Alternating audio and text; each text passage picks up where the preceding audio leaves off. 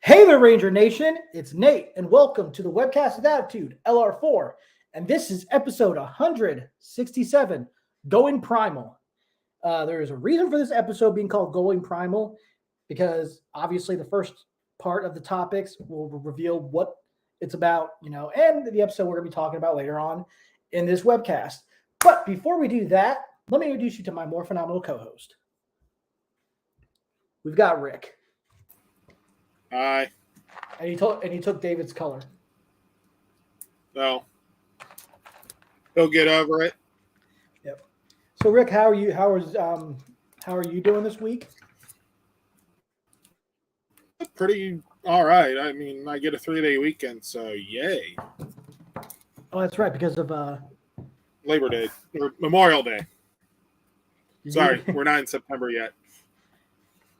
Don't you know it's bad luck to wear white after Labor Day? Well. Oh well.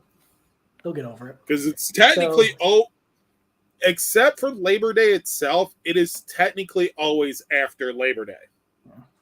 It is always technically before Labor Day as well, depending on which direction you want to go. So apparently, according to that statement, Nate is in violation of wearing white. Just a little bit. I looked down. Mine is I was more looking here. I was light looking blue here. fade. So, was white at one time. So, guys, we got a lot of He's got on topics his hat too. And his earbuds. And definitely, part of the topic will have to do with this. You'll see why. We're not there yet, but we'll get there. We'll try to get with. Nate likes to explain why he's wearing certain clothes at certain times to represent that reason. Well, I thought it was perfect. Yeah, I thought it was a perfect thing for a certain topic. I did not realize we were a fashion show. Next, you're going to tell us we have a runway for our models to walk on. That's actually not a bad idea. Put a pin on that. Boop. All right, guys. So we're going to talk about Dino Fury Season 2 news, which revolves around the merchandise and everything, the toys. So let's get started with that. Here is the Dino Knight Spiral Strike figure. And there it is right there. And, it comes with his Dino Knight Morpher and his Chroma Fury Saber. Is that the 6-inch figure? Yeah, right here. No, that's like, I don't know how many. Oh, that's bigger. That's like 12. Figure. Yeah, so it has the little thing when you squeeze the legs and it will just go, wee! So I'll have... So basically making the freaking Ranger dizzy. Hold on. You're breaking his spine. So this something could be fun for kids. I think it does have lights to it because it does have that thing there. I'm sure it has sound effects as well. So that's pretty cool.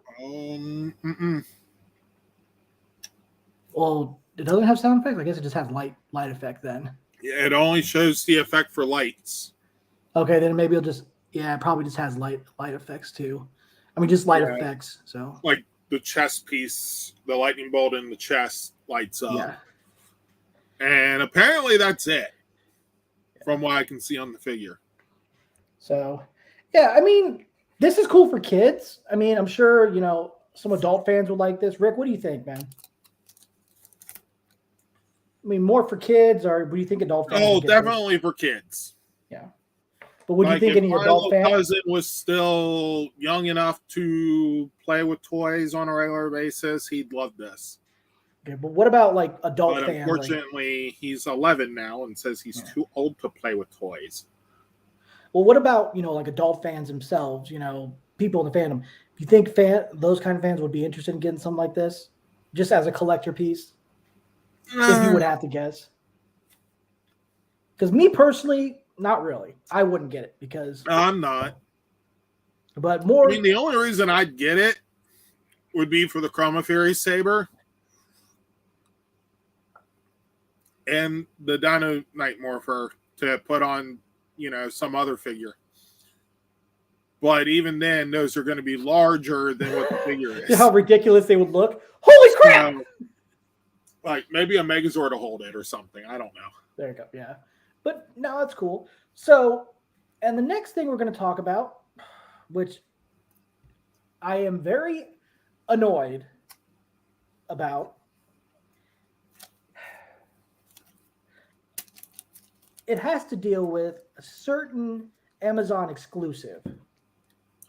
And I think Rick knows what I'm talking about. I think I'm getting the idea. Yeah. I'm just going to go ahead and do it.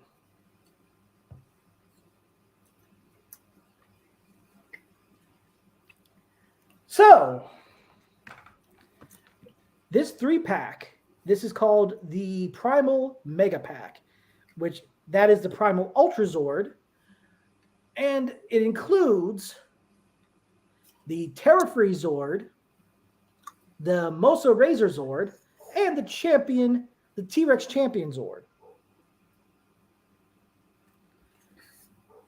And here's why. I do have a question. Does the T-Rex Champion Zord come with that extra little cod piece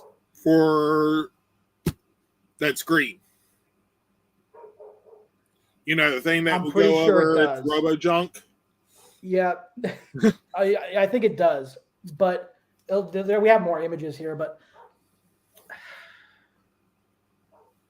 for people that already have all 5 Zords, whether you bought the Warrior Formation Mega Pack or the Zords individually, then you're all set. But if you rather get,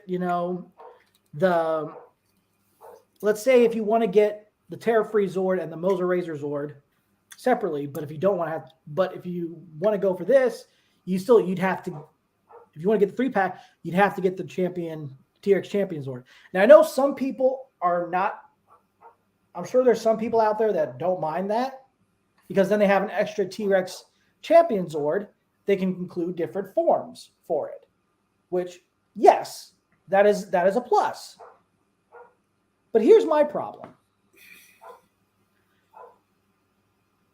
Why can't they release a pack for the auxiliary Zords? That's the thing. I'm not saying include these Zords, just include a auxiliary pack, and that's it. So that way you'll be all set. The Metro Blaze, the P.A.K.A. The Metro Blaze, the P.A.K.A. Smash Sword, the Big P.A.K.A. The Cosmic Combo Raptor Zords. Yeah. The Raptor Cosmo whatever they're called. I can't remember. But that would have been an amazing pack for them to have for an exclusive here. Exactly. And if you look right here, they do have an option where you could put together the T-Rex Champion Zord head and the tail right here. Uh-huh. But it's like, that's just an extra feature. It's not in the show. Yeah. I'm sure it's not going to be in the show. It wasn't in Ryu Soldier. I know that. Oh, wow. So I think part of this is because they're really like, hey, you can really do anything you want with this. Except include the auxiliary Zords, which we do not have made. Well, screw the fans and all. I mean, look, if you're going to get this and, that way you can get the Zords you need still, and you can have an T-Rex, an extra T-Rex Champion Zord, fine. And that'll be good for you. But the fact is, with people that have the Zords, like Rick and everything, they already have them. I've been tempted to order this because then I can have both the Warrior Formation and this together. That's true. But I know Clone Key. And then they come with these keys right here. Now, I don't know if they are just like a metallic look to them. It kind of looks like that, but I'm not too sure if that's what the case is. If it's supposed to be like a exclusive metallic looking key, because they look kind of shiny for the gold and the red. You know what I mean? Oh, the blue looks shiny too. Yeah, I mean, well, it has that translucent look too, but That is true. I don't know. I mean, it's the fact is, it's another missed opportunity for the toys. Hasbro has a lot of missed opportunities. Exactly. I mean, with Beast Morphers, they missed a lot of opportunities with that. I'm The not going to go Beast back King Megazord. or even like, and also let's not forget the other role playing items too. They had a lot of role playing items they could have released. I could care less about that. I understand, I yes, would, it was a lost opportunity, but the reason why, because I mean, the Zord, yeah, that's a big different deal. But the only way they represented that Zord is through the weapons that were only used like certain episodes. And then Beast X King, the Beast X King Morpher, which was the was Beast not even the X. same design. No, but it was technically it's supposed to be the Beast X King activator, just in a different design. So they included a morpher that didn't really matter. They made a morpher for a Zord that it only controlled. Yeah. And then they So really it and then wasn't a morpher because it didn't morph anything. no, and they did introduce a mode for the Red Ranger, the Beast X King mode, like the figure, but that was never in the show. That was just a figure they released. So that was another missed opportunity they could have done, but Yeah. it's I mean, I can understand it's more likely because Hasbro is paying attention to the Lightning collection a lot more than they would like their basic line for that show. Because it seems like they're putting a lot more effort, a little more time into the Lightning collection than they are with what they released from. You're good. With the toy line, you know what I mean? Not, I mean, I'm not saying they're doing a great job of it. I'm just saying that it seems like they're paying attention more to I the Lightning don't collection than think they are they're with the. caring too much on either line, which is unfortunate because when Hasbro took over, everyone had high hopes. And I do honestly believe Hasbro's let a lot of people down. I'm not In my trying to opinion, bash on Hasbro. They have a no, I mean, lot I of don't things think that, they haven't let me down or anything like that. I do but agree that they have done a lot of stuff that, it's been very questionable. I mean, they release stuff that they already have made, and then they release the correct product later. So, yeah. I mean, at least with this last wave, they fixed the issue. Well, most of the issues with Lunar Wolf. They still missed one, and that was probably just because they're like, well, then we have to redesign the entire packaging, like the plastic piece inside the package, which is why we didn't get the holster. But cosmetically, they fixed the stripes, they fixed the boots, but they did still release the versions without the fixes because they had already produced a lot of them. They're exactly. not And going that to was lose money. And exactly. And they're now not it's like, going to oh, just, well, now you got variants. Have a nice day. yeah, exactly. So, Collectors buy, please. yeah. And I'm sure there's a lot of people that are buying the And variants. so in So, that 4-pack Walmart exclusive thing, yeah, people have received the variants, the yeah, there white have been boot, people that have 5 really stripe. received a correct Lunar Wolf Ranger, and there's been some people that have Yeah. received the variant. So, which is And by variant, the original version yeah. that they produced. Well, the Because, variant is uh-huh, variants are more like the white boots and the stripe. The yeah. original Well, is no, the their original production was the 5 stripes white boots. okay. Oh, okay. That's what I'm saying is the variant as well. Because the variant was the first model produced for the figure. Right. Then you have the second variant, which has the 6 stripes and white boots. Then, of course, you have the correct version, which was the third production model. Yeah. And it's still missing. So let's go ahead and move on to the next thing in this topic. We've gotten a little bit of look at some coming soon, some new basic figures from Dino Fury. So one is what looks to be the Freeze Battle Armor Blue Ranger and a Lord Zedd figure. Now, they are missing something with the Blue Ranger, and that is the wings to it. So I don't know if this is an actual thing they're releasing. This could be just a fan that made this, or it could be something that is going to be released down the road. The paintwork on that looks too good. Yeah, for a fan. So for most fans, I have seen some really great customizations. Yes. Yeah. So there's a look at the, and it looks like they're releasing a basic line Lord Zedd figure. Yes.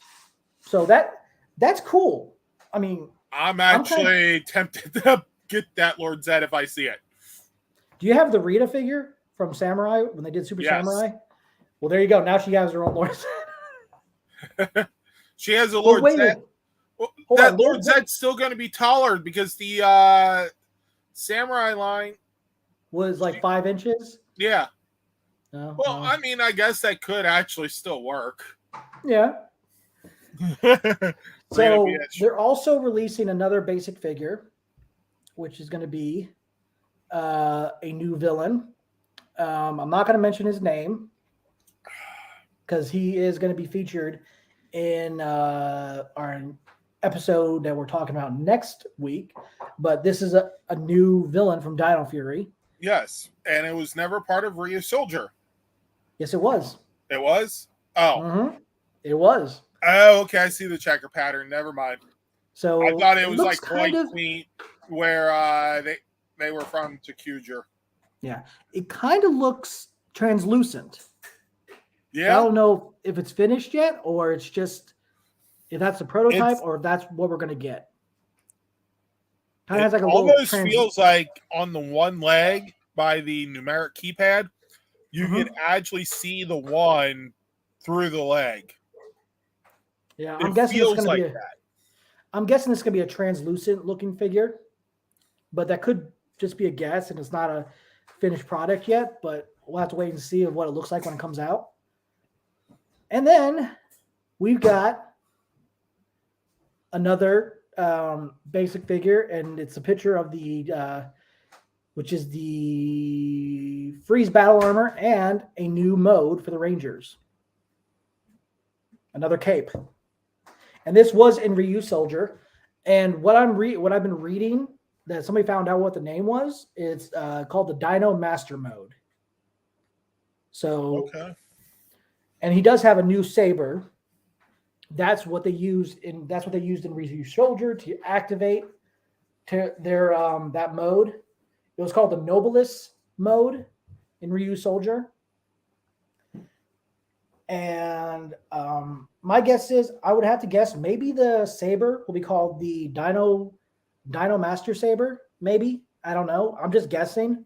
That could be the name of it, but we'll have to wait and see. If you can get that off, like the cape, you can literally put it on any of the other figures. You'd have to like go, with the popping the head off. Yeah.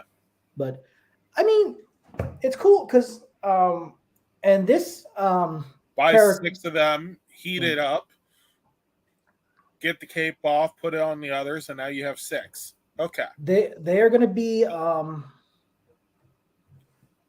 now this the power up that the Blue Ranger has already been featured in Dino Fury Season 2. That was the first half. This mode will be featured what looks to be in Dino Fury's the Season 2 part in the second half of that season. I would hope, because it'd be kind of a waste. You know what I mean? It'd be a big waste if they don't include this footage. It's a Power Ranger with a cape. Yeah, what a surprise! Yeah, Oh Like no, it got caught in a jet engine. No capes. Exactly. But anyway, so Rick, skipping the whole spiral thing, the we already talked about that. What do you think of them doing another mega pack of the Zords? I think we already discussed that. But what do you think of the basic figure line as well? I mean, the Zords, okay, whatever. You know, like I said, I'm actually half tempted to buy it. Cost is what's preventing that. Yeah. You know, because the cost of the 3 Zords alone is close to $90. I'm trying to think of how much those were. They don't have a price for them on Amazon, but guys, I will put a link when it goes up, so you guys can keep an eye on that, for you can order it. But these basic figures are not available yet, so my guess is this will probably be later in the fall. Yeah. These figures will be released. I'm hoping. To admit, I am interested in the Lord Zedd.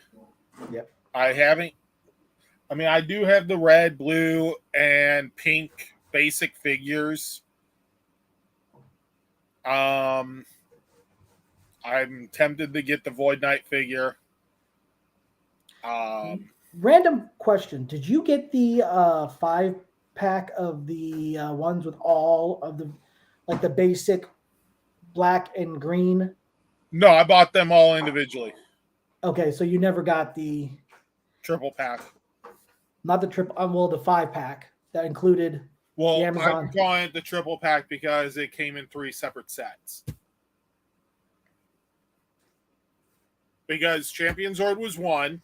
No, I'm talking about the basic figures. Like, did you ever buy the? I didn't get the. I didn't get that. Yeah, because I know that they had. Because you're good. You're good. They only have. The only way you could get like the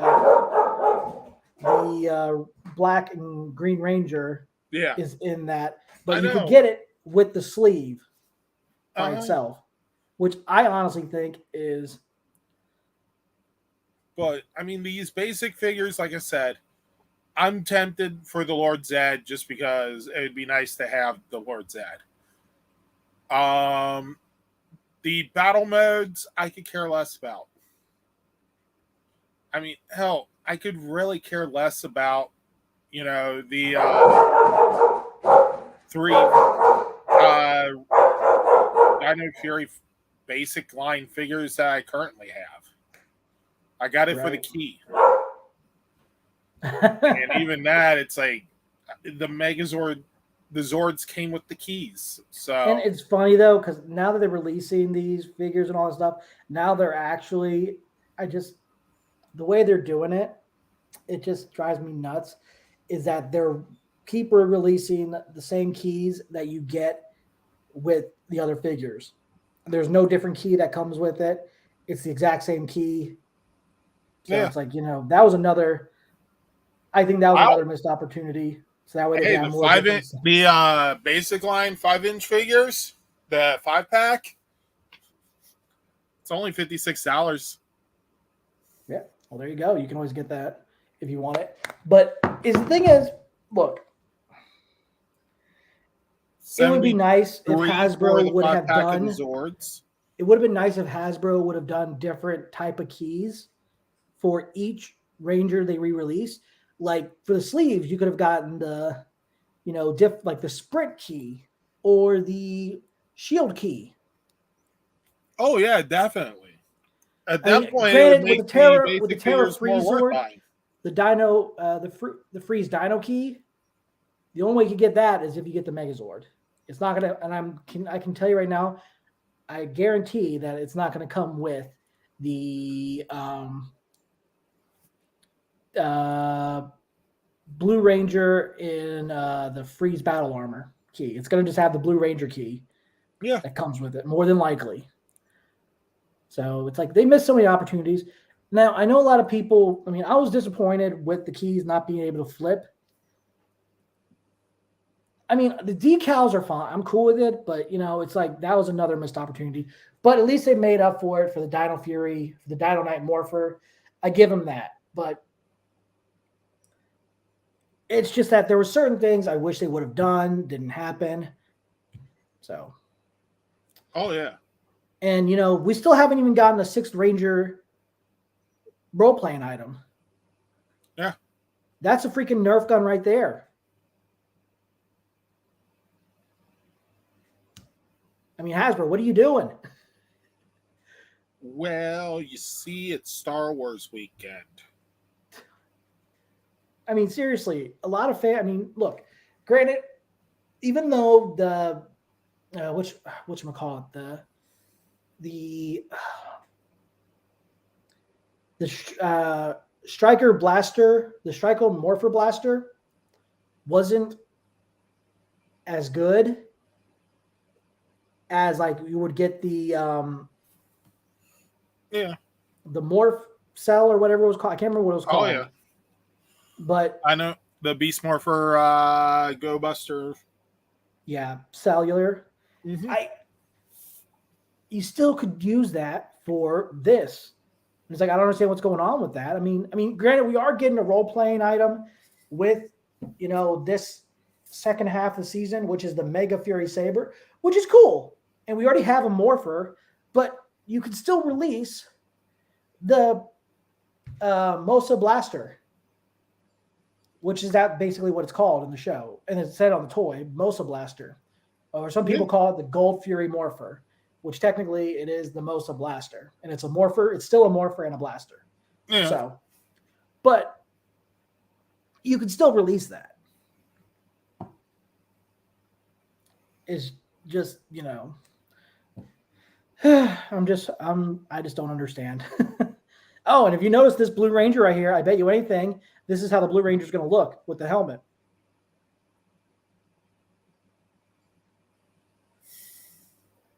That's not his helmet. What? That's not his helmet, is it? No, that is his helmet. But there's something missing. His helmet, the color on the top, wasn't that full color.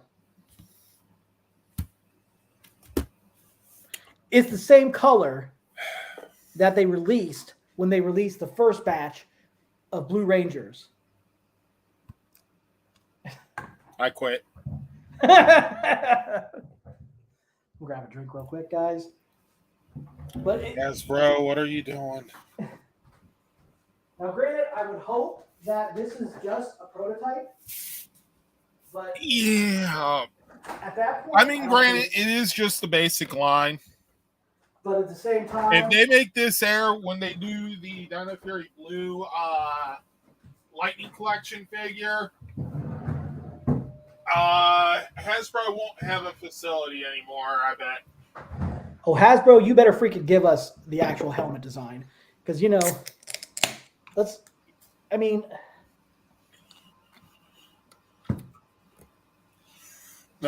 of quality issues.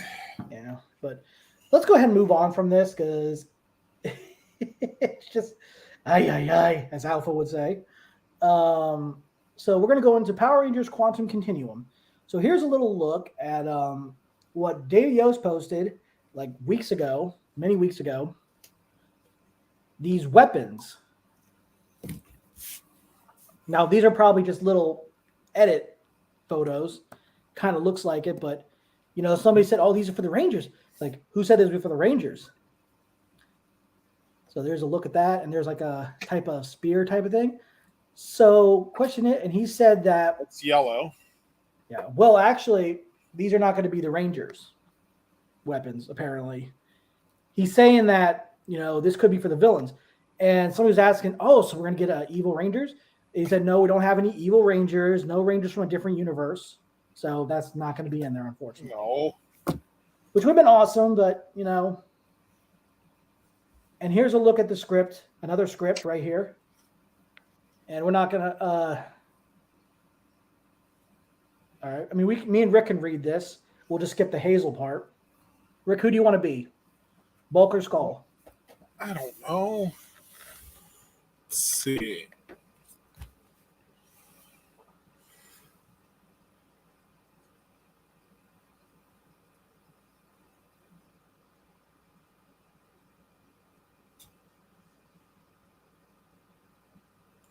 Yes, Skull.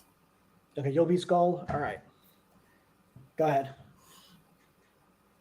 Okay, so Right here, below Hazel, says yeah, such a rough day. such a rough day. I feel guilty trying to fill her shoes.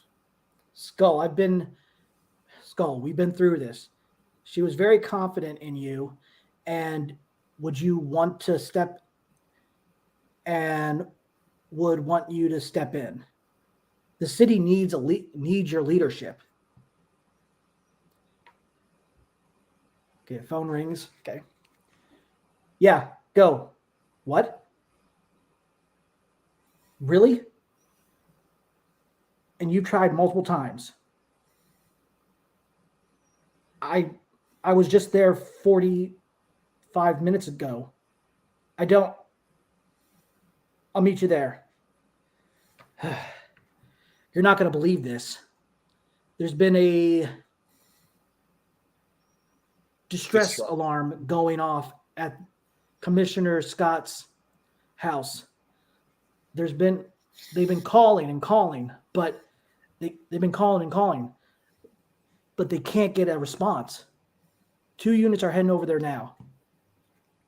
We better get over there. Okay. Yelling back. Thanks, Hazel.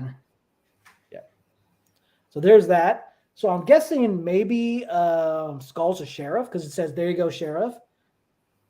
And, yeah, Skull, but Hazel walks off behind the counter. Skull stares out the window in a bit of a daze. Okay, look at the top, though. A waitress, Hazel, refills Bulk's coffee cup. Bulk is the sheriff. Okay, so Bulk's the sheriff. Okay. That's a far character development from Power Rangers Samurai. And that almost seems like it's a downgrade for Skull from Power Rangers Samurai. First, he looked like he was. Which makes me wonder, did David Jost write this before Power Rangers Samurai? Maybe, I don't know, but it's a cool script, and I do like Commander Scott. Almost seems like Jason. Yep, that's what I'm thinking too. Our Commissioner Scott, which would be interesting for him to be the commissioner. Oh, great! First, Bulk and Skull were working for Tommy. Now they're working for freaking Jason. Now they're working for Jason. What is going on? Bulk and Skull just can't get away from Rangers. Well, at least you get a job. You know what I mean? At least they get a good. At least they're getting a job. Hey, at least they're actually intelligent enough and being portrayed as intelligent enough. Yeah, so it's to kind of actually be running police departments. But like I said, I would love to see Power Rangers Continuum. Yes. Happen, but we'll have to wait and see what goes on. But moving on from that, the Power Rangers 30th anniversary. Now, this is news from the Luminati. It says right here, Mighty Morphin Power Rangers reunion special to feature original cast members, exclusive. Okay? The 30th anniversary of Mighty Morphin Power Rangers is quickly approaching, and with that comes new information on how Hasbro plans to celebrate the momentous occasion. The Luminati can exclusively reveal that alongside the 30th anniversary season, there will be a reunion special that will reunite some of the original cast members of MMPR. We previously reported that David Yost is returning for the 30th season of the show, and now he could be returning for the 30th anniversary special as well. All the other original cast members have been asked to return. However, we do not currently have information to share for who else will be returning. It is also important to note in the story revealing David Yost's return, we reported that the 30th season would have 44-minute episodes. We have now learned that the 40-minute length only portrays pertains to this special and not the season as a whole. Okay, that makes sense. While such members of Mighty Morphin Power of the Power Rangers, Mighty Morphin Power Rangers team have reunited in later seasons, this will be the first dedicated original Mighty Morphin reunion, such as Walter Jones. Wait, is that what it says? Dedicated original MMPR reunion since Austin St. John, Walter Jones, and Twee left the show in 1994. The 30th anniversary is expected to be the grand finale of the Power Rangers series that has been running since 1993. However, a reboot of the franchise is already being planned with Jonathan Entwistle at the helm. With Netflix being the new home for Power Rangers, the franchise will be entering a new era, but for better or for worse. Who knows? So here's something that Amy Jo Johnson had to say about that. Sorry, this was a rumor and not true, as far as I'm aware of. So, guys, take this as is.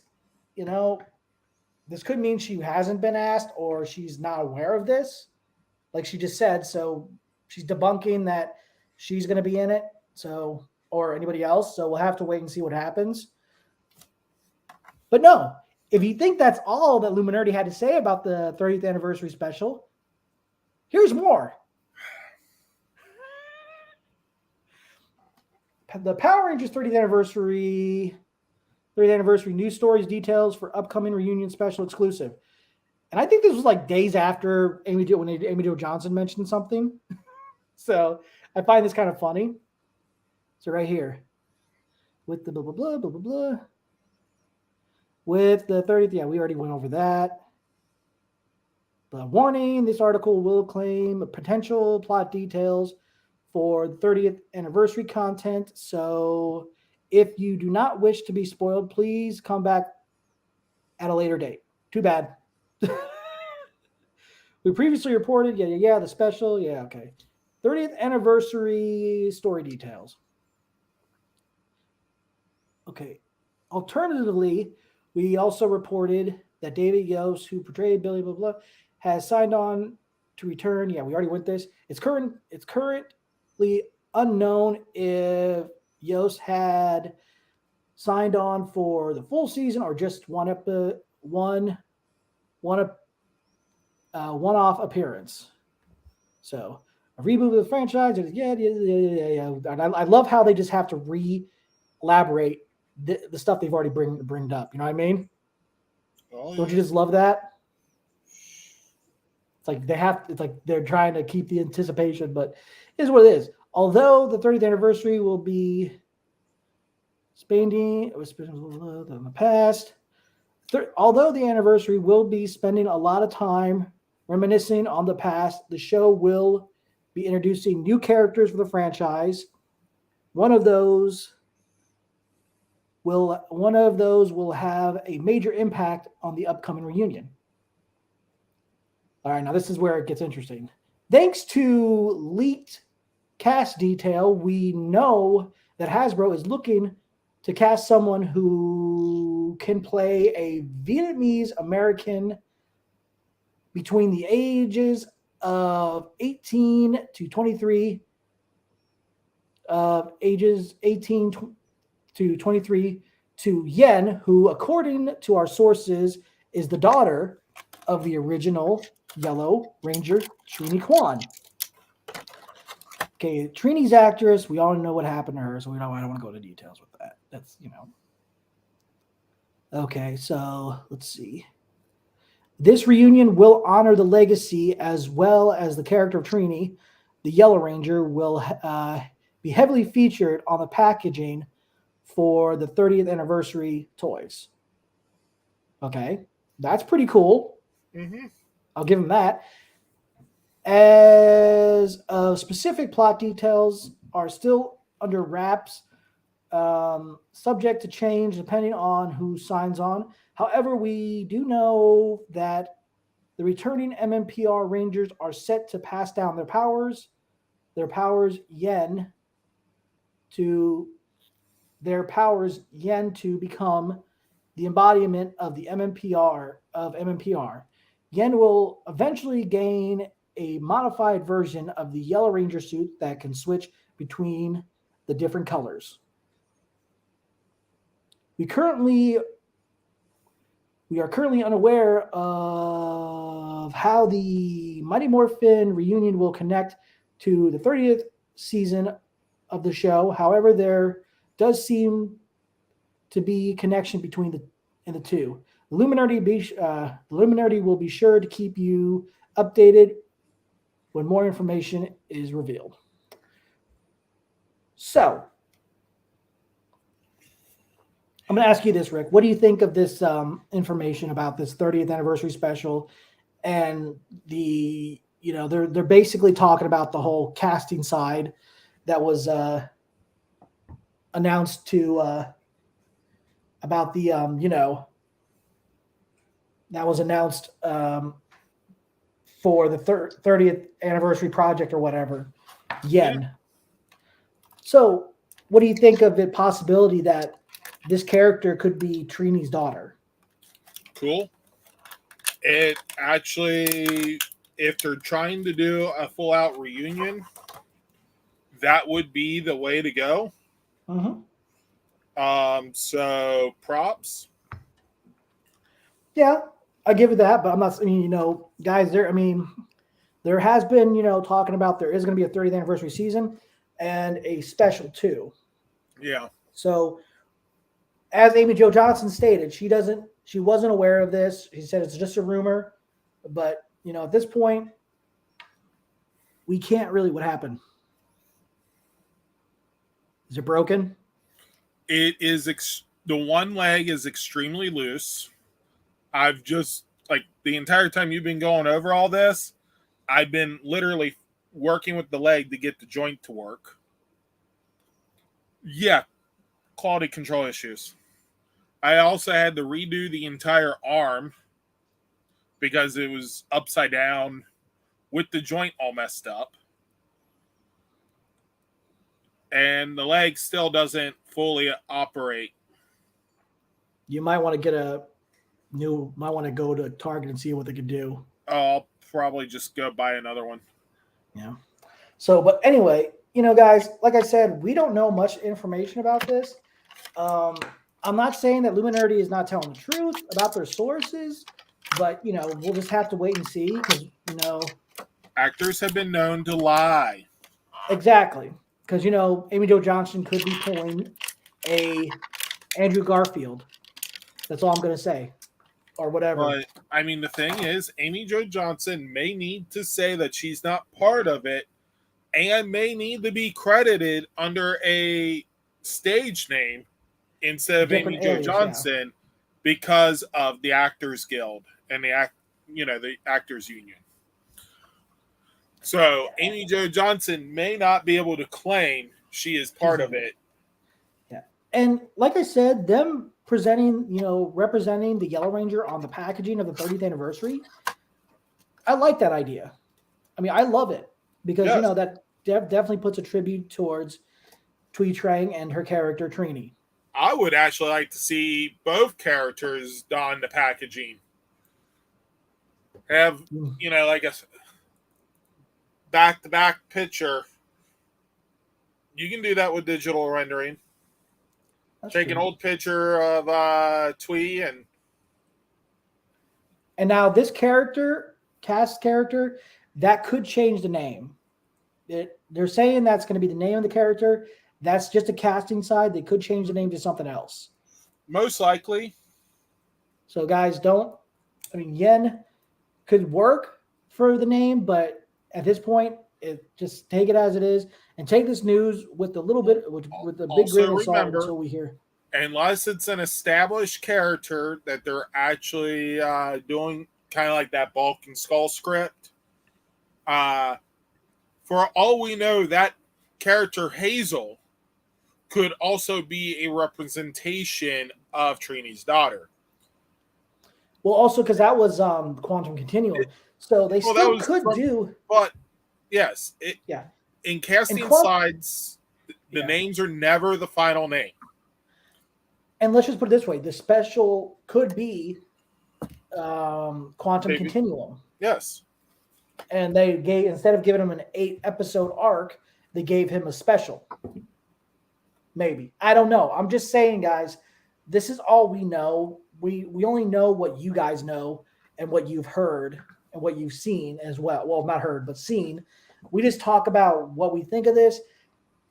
I like the idea of them, introducing a new character, representing, and then giving a little, could be 2 Twee trends, which is awesome. And I know a lot of people, I don't know if people are indifferent with this because, look, I think it's a nice tribute towards Twee. Mm-hmm. And it still sucks that, she's not with us. It sucks that a lot of the actors that have passed over the years, and it's hard, but there has been also before, there's been a theory that somebody said that maybe Lord Zedd, and I think Rick brought this up too. I think you're the one that had this theory as well, that Lord Zedd could be maybe the main villain in the 30th anniversary. Yeah. And then he could also, he could still be in Dino Fury, but could escape again and come back for the 30th anniversary.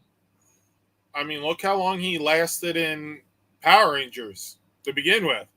Yeah, so he was never officially defeated. Yeah. And, he wasn't defeated. That was his, but, this was a reincarnated copy of his evil self. Yes. Lord Zedd is still around. It's just that his good counterpart is still What around. I would actually love to see is the next time Lord Zedd shows up, he encounters his good self. I knew you were going to say that. Because the Rangers having to save human Zedd from evil Zedd. And with that said about Dino Fury, we'll go into that a little bit more, but I'm pretty sure Zedd, because they're releasing a figure for Zedd. Now that could mean they still are going to have Zedd in this season, the second half of Dino Fury, the season 2, and the second part, because they did mention that General Shaw is supposed to be in Dino Fury from Power Scoop, as they said, and she's supposed to come back. So now, whether that means it's an actual team up with the actual Rangers, that's to be known, but who knows what's going to happen.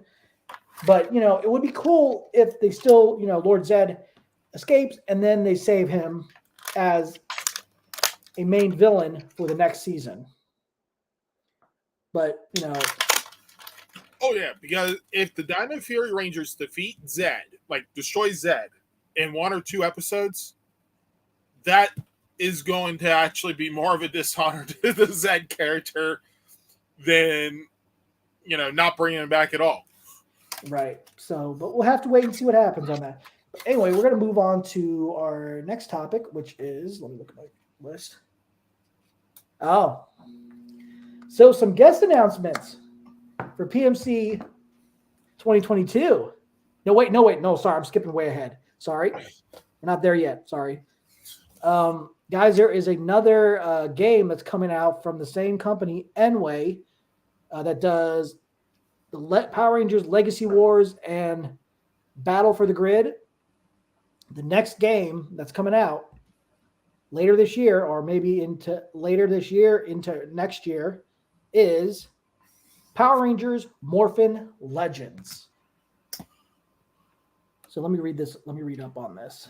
Isn't that the D&D style game? Yeah, it's going to be, I think it's going to be a mobile game too. Oh. So it's going to be a little bit different. Let's find this. All right. That I would like.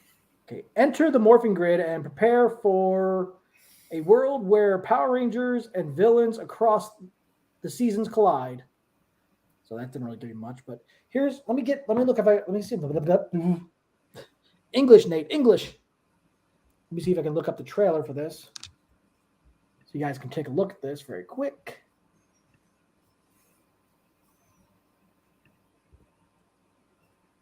There we go.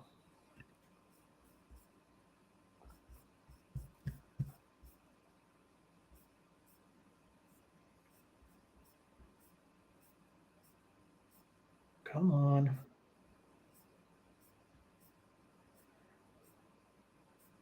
Okay, here's the trailer for it. Come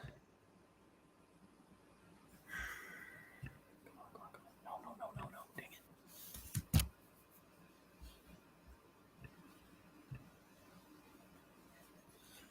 All right, hold on.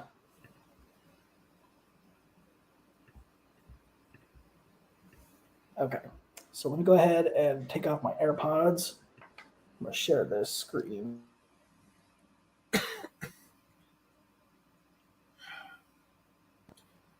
I have way too much. Screen.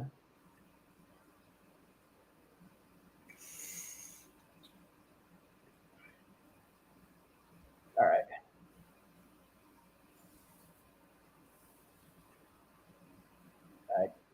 Can you still hear me? Yes. You can still hear me, right? All right, cool. But can you hear me?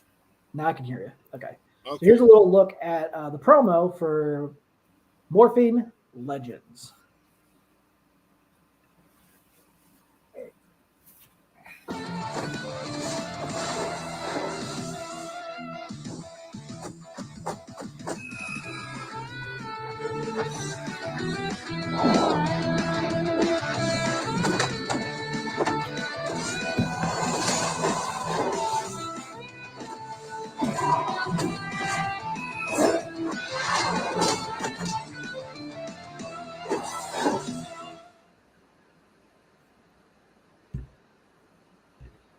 So that's pretty interesting. What do you think, Rick? Yeah. Kind of wish it was console, but Yeah. But you know what? It's still cool. I like it. I look forward to seeing how it's going to turn out. oh yeah. It's another game I'm going to download on my freaking phone that I'll probably ignore after a while. Yeah, But- I get notifications. You have 14,000 apps that you haven't used. You think? I mean, Okay. like I said, Morphin Legends it's looks only like pretty cool. 40 and they're uninstallable because they were pre-programmed. So, guys, what I will do is at the end of this webcast, I will be putting a lot of links here. If I can find where you can order certain things or, sign up for the email, get updates and all that stuff on the game. So keep an eye out for that. But now we are finally in the PMC guest announcements. And this is pretty exciting. We never thought we would get to announce this.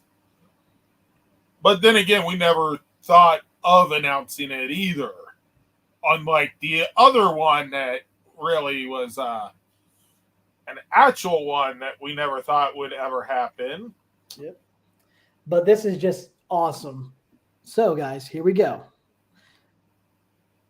This guest is another Sentai cast member, but he is a very, very popular Sentai cast member Yes. because he has been back. Let me just put it this way. He has appeared in a lot of Super Sentai Yes. series and movies. And in Guys, all honesty, there's only one character from this season that I would love to meet more than this character that we're getting. But then again, I'm a guy. Here we go, guys. Okay, there's two. Captain Marvelous Ritoya Azawa. I'll just say Ryuta. Azwa Ryuta. Azawa Ryuta. Unless they Exclusive actually appearance have courtesy it of could be Toku Spirits. Oswald. He is going to be at PMC those 4 days. And that is freaking awesome. And that is why I am wearing this. And the only two I would love to meet more than him is pink and yellow. And like I said, I'm a guy. That's why. But Yes. no, this is awesome. It is very cool, man. I mean, it was awesome when they said that the guy, Black Condor from Jetman is going to be there. That was awesome too. This takes the cake. This is bigger.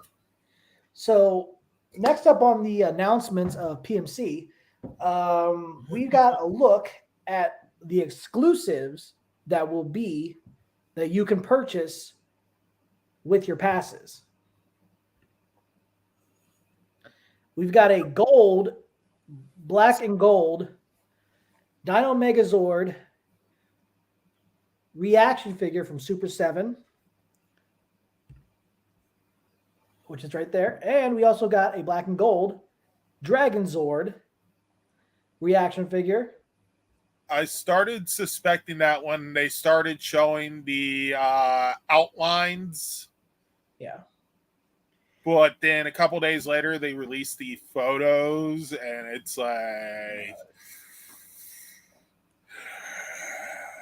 I mean, I gotta say they're cool looking,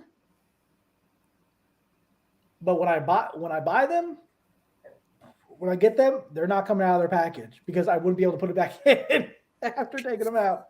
I might have to buy 2 of each just so I could take 1 of each out of their packaging. And 1 to display, and 2 of them to display. Yeah. So these are $26 each on their because you have an option. So guys, I thought they were 20. Let me go to their. Was I wrong? Good Lord. It happens. Let's see. Go there. Memberships. Let's go.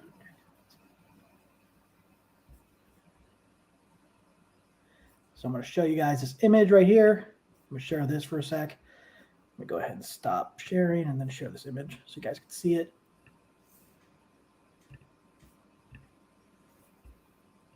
Unless they increase the price. Okay, right here, if you can see that. So you can get these without, I mean, you could still, if you already have your pass, you can still get these without your pass. So they have an option on there.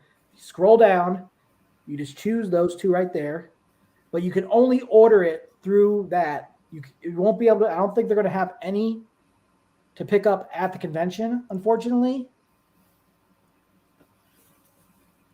So you'd have to get them right now before they sell it,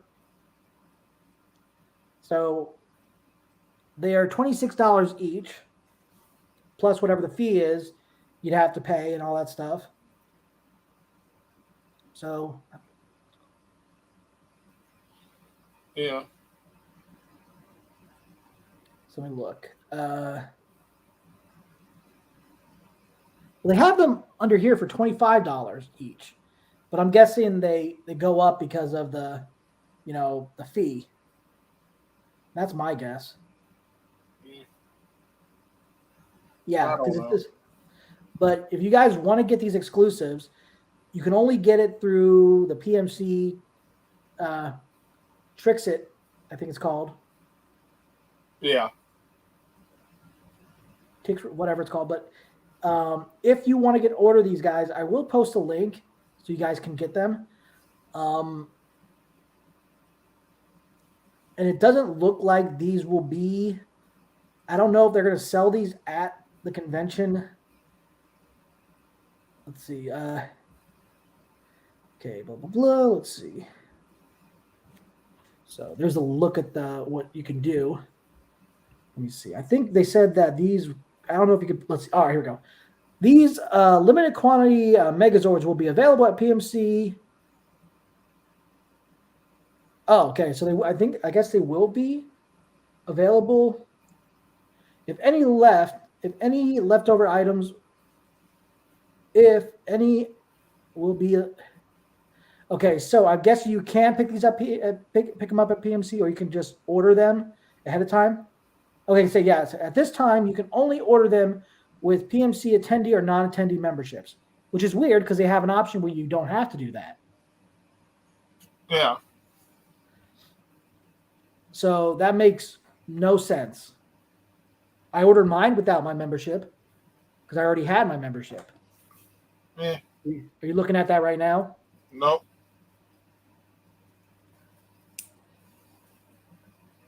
If any leftover items will be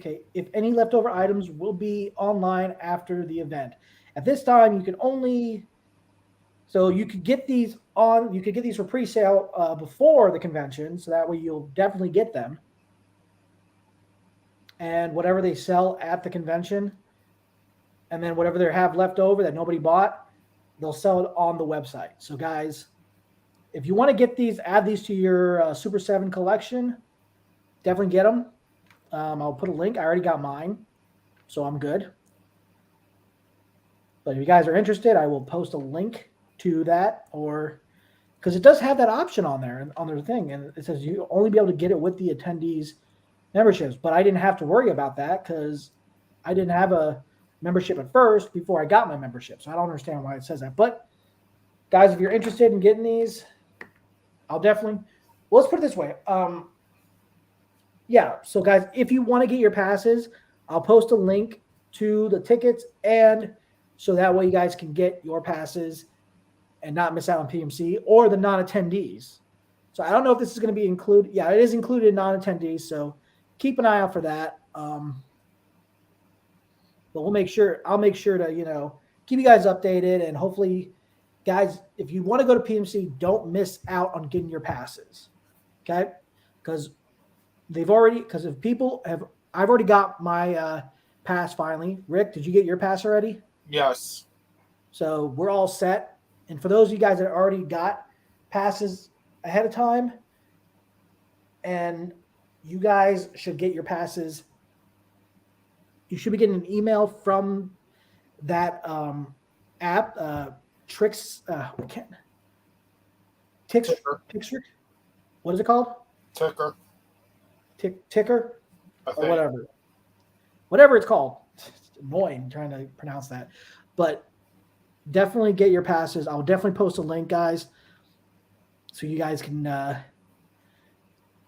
not miss out on that. PMC is awesome. Rick, me and Rick have been there. Like, you've been there how many times? You went there for 2014. Something like that, yeah. Yeah, and then so you've been there 3 times. So you've been there 3 times. I've been there a lot because, Power Ranger fan. Next up, we got another guest announcement for PMC. It's almost like they want you to spend money. Guys, this is just too perfect. And it was after the fact when they announced us. Let me just show them.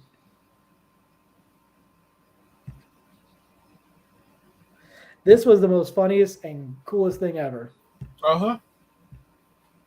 Guys, Andrew Gray, the Red Mega Force Ranger and Super Mega Force Ranger will be there as well. They would have a missed opportunity if they do not have these two next to each other and have a dual photo op option. That is true, guys. That would be a missed opportunity. So the Super Mega Force Red and Andrew Gray, Troy Burrows is going to be there all weekend. So that is just great. that was the most funniest thing I've ever seen in Power Morphicon history. Besides Utah and Austin St. John being at PMC one time, this is epic too, because this is just it's awesome. So guys, if you have your legendary morphers, or your Mobirates. Bring those with you and your Ranger keys or your Legendary Ranger key and morph alongside both characters. So definitely don't miss out that opportunity. And that is cool. So Rick, are you planning to get a picture with Andrew and Ritoya? Ritoya, yes. Andrew, maybe if it's a dual photo op. I mean, I've met him. It's nothing against him. I've met him. You know, so. Did you ever get a picture with him at all? I don't think I have. Oh, I got a picture with all the cast members, but then, certain person. Oh, yeah, when they signed on the table at the PMC where they were introduced. Technically, I got not introduced, but, before the Dino Charge cast members. Yeah. And so, yeah. Let me see what year. Technically, yes. And we're going with technically. Technically is correct. Yes, I met them, and good people. Yeah. Oh, good people. Yep, all 6 of them, except there's one person that wasn't paying attention. If you look in this picture, but I think he's supposed to be there. Rick. Yeah. All of them were getting this photo op. Freaking Azim was busy signing an autograph and not paying attention. Was it my autograph that he was signing? Or was it yours? It might have been yours that he was signing, but it was still funny. oh, Jake's gonna be jealous because she's cuddling up to Orion. Gia is gonna make Jake jealous because she's cuddling up to Orion. Look at that. Uh-huh. Now he's busy. He will never know. Until I send him the picture. By the way, I think your girl was basically he's gonna go, Gia, what? Kind of funny. But I know he's gonna be there as well. So I know Cameron Jibo is gonna be there, and so is Azim Rizk is gonna be there. Yeah. And this is just a reminder of these 2 troublemakers and outstanding guys are going to be there. Paul Schreier and Jason Harvey. But also to remind you, no pies. They'll just never be able to have that let go. No pies, guys. Now, cupcakes. They never say anything about cupcakes or donuts. That is true. He said no pies. So I guess cupcakes and donuts are fine. But no, guys, in all seriousness, this has to do with what happened at PMC 2012. A while ago. So I don't know. Should we show them that? I'm curious. I'm actually wanting to show that story on here from their panel. I'm going to actually look that up. I actually think I have that on here. Hold on. Let me look. And I'll show you guys because it's a pretty funny thing. Let's see if we can find it. Here it is. Go back a little bit. All right. Here we go. So I'm going to move this for a sec. Sharing.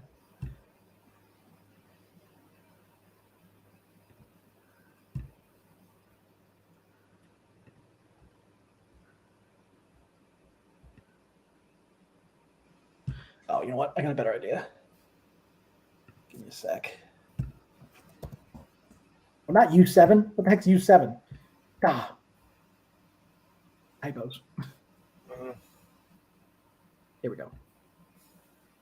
All right, so we're going to go ahead and show this little bit from the Yeah.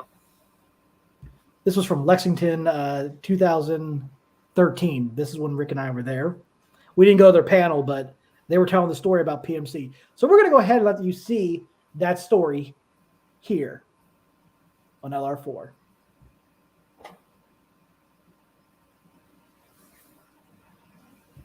Oh, we're not throwing any pies in here.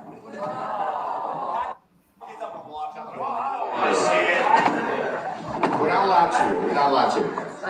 Because we don't want to cause $10,000 worth of damage. Oh my God! Yeah. Have you guys heard about this story? No, you don't. You haven't heard about it. We tell them about it. Okay, so at panels sometimes you will have panels where like an actor will talk about a particular thing about just like their art. You know, like Jason Gibb and Frank will do a panel or a workshop on karate or kung fu. Okay, Johnny Young Bosch will do one like on voice acting. Once or twice, I had done one on like acting, and Paulie's like, "Let's do one on slapstick." Great. It's like, no. This is not going to be simply a class on slapstick. We're going to load up the audience with weaponry, and we're going to hurl them at one another. So Paulie shows up with these bags. Don't even worry about it, man. I tried to find the Barbie film. That stuff comes off, but I couldn't find it. So let's see what happens with this. Whipped cream all the way across. Just loaded it up with cans of whipped cream, like bullets into weapons magazine. All right. Mix out some pie tips. Now wait. In my own defense, I did have a little disclaimer at the beginning. I said, remember, physical comedy, it's all about selling the violence without being violent, right? It's all about falling but not hurting yourself. It's about going with the flow and not trying to destroy your opponent's face. So most of the people were very good, but there was one guy who was really good. Joe, I think that's Joe.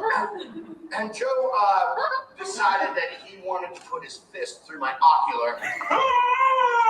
No, wait, let's freestyle. Go back. Okay, go ahead. All right, stop.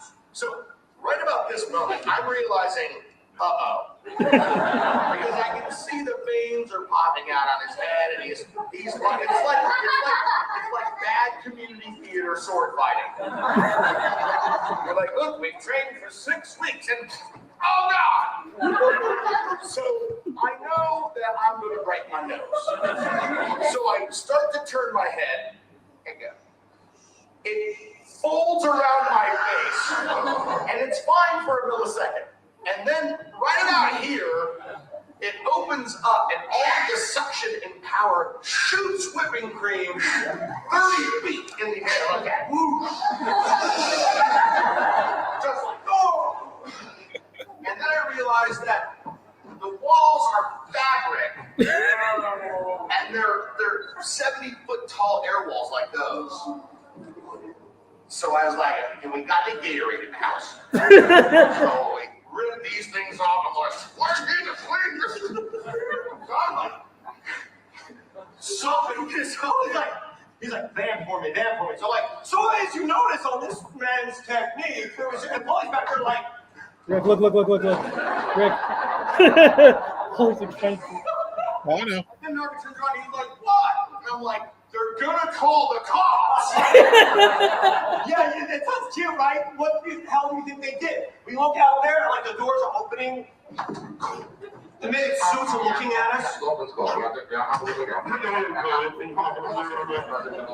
a guy way the hell back over here. Just doing one of these things.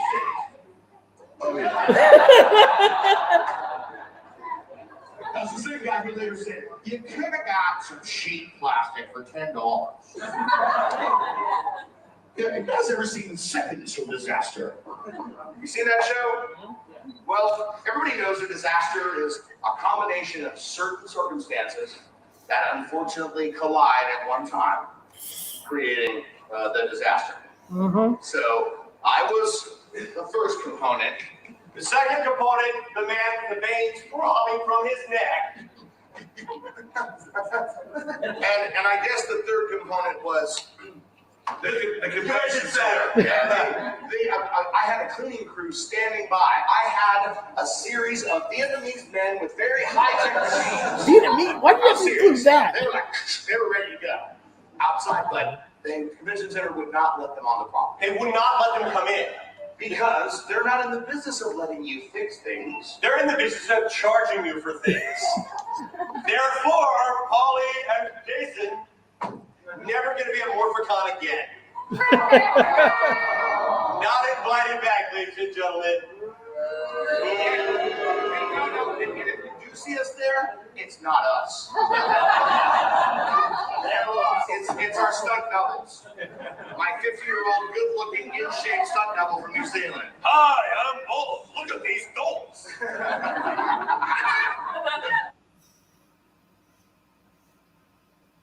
So, And yet, there they are. There they are. No replies allowed, guys. But the funny thing is, this happened before David Yost's special panel he had, because this is the first time he's ever been at PMC. And they had a special type of panel for David Yost and a separate type of event, you know, where you get either just a picture with him or a picture signed by him. So when I'm going into David Yost's panel, I see these guys going like this. Some random guys on ladders, literally just going.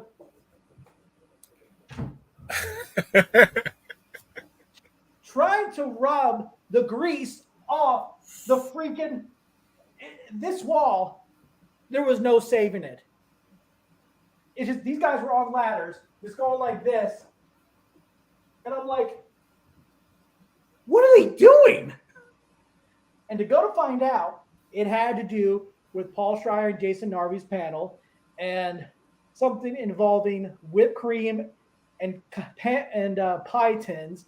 And I'm like, never mind. that explains it. So, but yeah, it was an incident that they learned not to ever do again. Not to encourage the audience to participate. This is why Gallagher never had audience members smashing watermelons as well. And it's funny, though, because they had fans. And the thing is, they actually had fans come up. And, yeah, and I was looking back at that panel, and I did see that, you know, it flew against the wall. And I'm like, oh, crap, that did happen. I'm like, oh, my God. Now, like I said before, what would even be worse if Jason Narvi and Paul Schreier went like this to make it even better? Rick.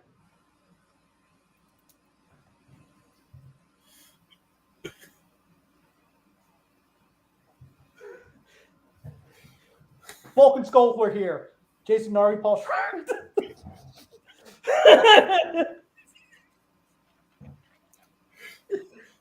Part of that wall came part of eBay. So, guys, if you see a part of a fabric wall that was damaged and missing and they had to replace it, that fabric wall ended up on eBay, and it's going up for like thousands of dollars right now. No, but in all seriousness, guys, that was they should have turned around and wrote on there, knowing that David Yost was coming in next. David's fault. Vulcan Skull saw it. Billy did it. Yeah. But guys, but also Jason Narvi and Paul Schreier had this thing called the Couch of Doom. I missed that. They actually signed it. And apparently after they were done with it, they didn't take it with them. They actually signed that couch too, but then they destroyed it afterwards. And I'm like, these guys, I swear. Hey, when you can get a $25 couch from a yard sale, Or from freaking good. So you know how many times I can tell you one thing. I actually don't know if it was a $25 couch. It may have actually been. I can tell you one thing. I'm betting anything. Those guys went to a lot of freaking Salvation Armies or Goodwill. or Most just likely. yeah, it was like this, like nobody's gonna miss this couch. And I remember one time at Lexington, he bought a sword to try to cut the last day, try to cut it in half with it. Oh, I do remember that one. He broke his sword. He's like this. He's like, I just bought this sword. And I'm like, I remember that. so yeah. Oh, those two. You see, this is why those two I go see every time. I know. It doesn't matter how many times you've met them, you get the experience. Yeah, nothing but mad love for Jason Narvi and Paul Schreier, Bulk and Skull. I mean, these two just together are hilarious enough that it is worth seeing them every time. Yeah, and guys, cheers to you guys. Yeah. I look forward to see. We've seen them plenty of times at Lexington. Seen them at Lexington plenty of times. It's just always awesome. It's always great to see those guys. They're very fun. They're very cool people, and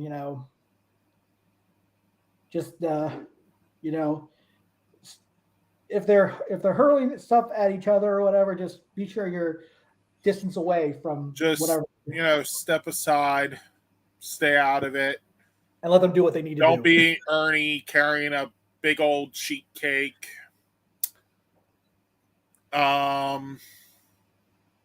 Yeah. So just don't be carrying cake around those two. Yeah. Otherwise, you'll be wearing it. Everyone will be wearing it, and the walls will be wearing it. I'm kind of tempted to buy them cupcakes at Target or something. Again?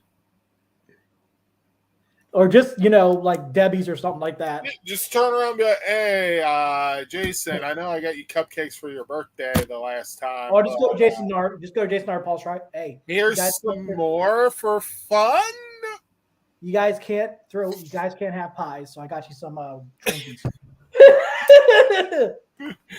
Loophole.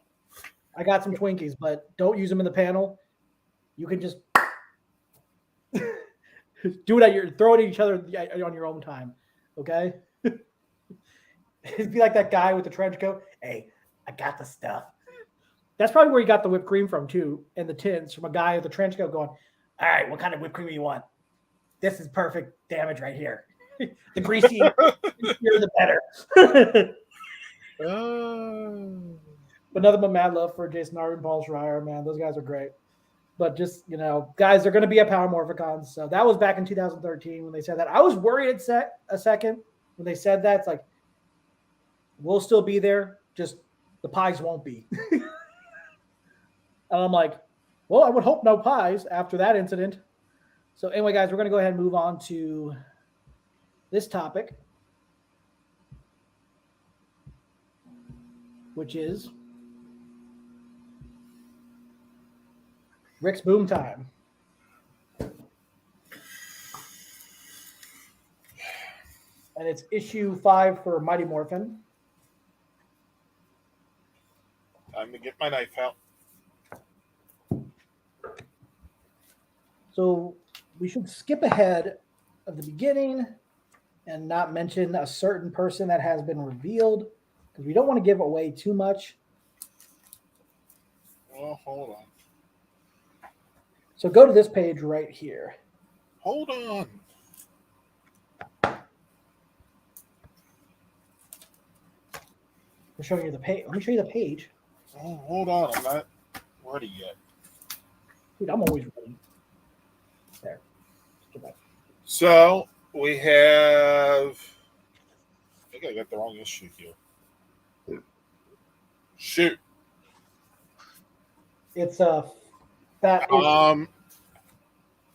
on. Oh.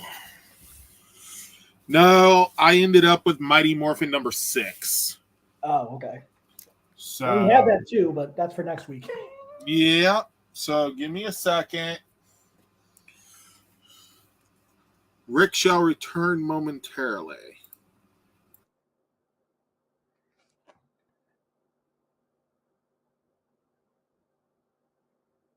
So do I want to just do this? So this is basically the main cover of. I'll go ahead and do that. This is the main cover of Mighty Morphin issue 5, but also in volume and also in volume 2, that's the main cover for volume 2. So guys, if you have the volumes, that will also be the main cover for chapter 5, because these go by chapters. So he's getting that right now, guys. Sorry about this. This is going to be a long episode. So guys, if you want to skip ahead of certain things, you don't have to watch this full episode. So I'm going to make sure that he doesn't go into too much detail on this, because I don't want to give certain things away until you guys read it. Because then it's like, okay, what's the point of reading if you just told us what happens in it? So we'll just talk little bits and pieces of there. So once he comes back.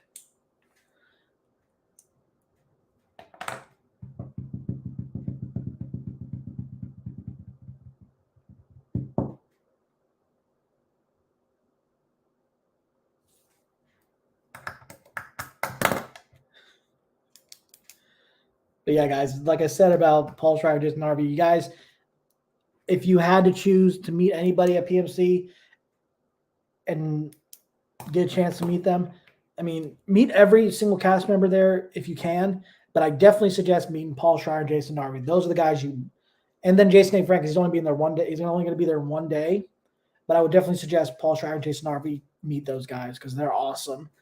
They're cool to talk to. Rick and I got to be on a panel with them.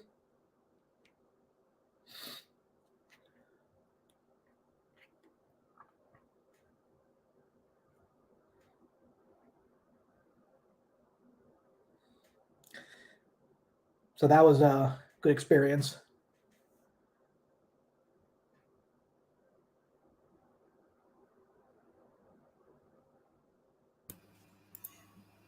Okay. All right. So issue 5. Yep. Okay, I'm going to go ahead, and that's the main cover that you're This is the legacy variant. Yep. And I showed him the so let's skip We're ahead. to number 5. Try to skip ahead on certain things so we don't reveal. So I'm going to do this, but we get a jump back to Green Ranger showing up to fight Lord Zedd. Yep.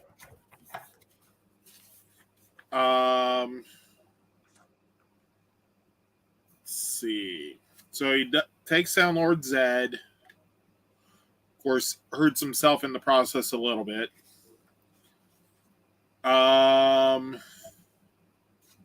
First day on the job, it happens. Trying to see if there's anywhere I can go. Well, there's no That's spoiler. not going to. It's hard. I know. I looked through it too, and those. So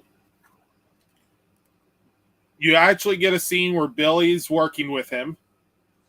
Yep. And yes, I'm covering a couple panels that actually show his actual face. There is one that shows that he's helmetless with Billy. Yeah. So Billy is aware of who he is.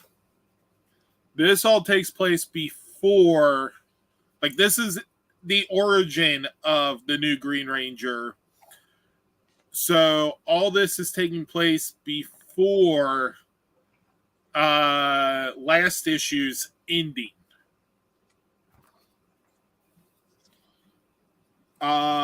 He does get to meet Dragon Zord.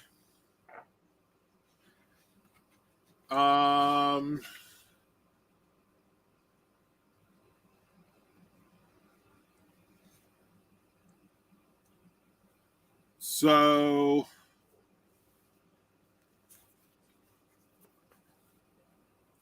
he does get to actually take Dragon Zord into battle.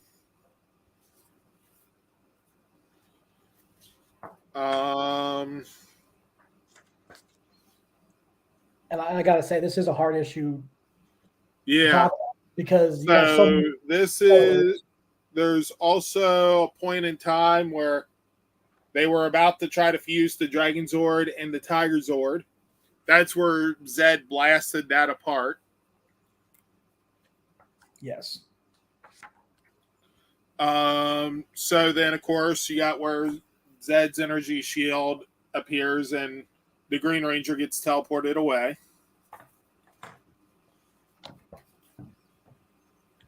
Of course, he's not happy with Grace on pulling him out of the battle. And this isn't an Amber Alert, Grace. It's an alien invasion. People aren't going to listen to some voice on the radio. Then who will they listen to? Me. They'll listen to me.